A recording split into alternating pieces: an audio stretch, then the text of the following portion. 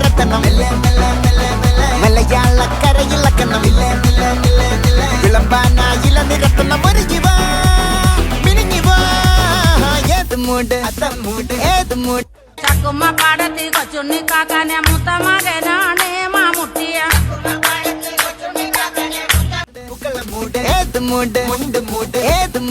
അപ്പൊ മുതലാളിക്ക് ഇത്ര നേരമായിട്ട് മനസ്സിലായില്ലേ ഇവൻ പൊട്ടനാണ് മുതലാളി.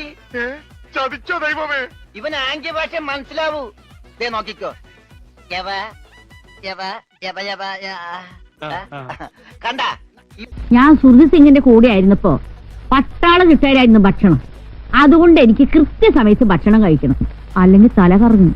എനിക്കും അങ്ങനെ. പട്ടാളത്തിൽ ഏതെങ്കിലും സിംഗിന്റെ കൂടെ ആയിരുന്ന എനിക്ക് പ്രഷറിന്റെ ഇതെല്ലാം കൂടി വാരി തന്നാ പിന്നെ എങ്ങനെയാ പ്രഷറില്ലാതിരിക്കുക?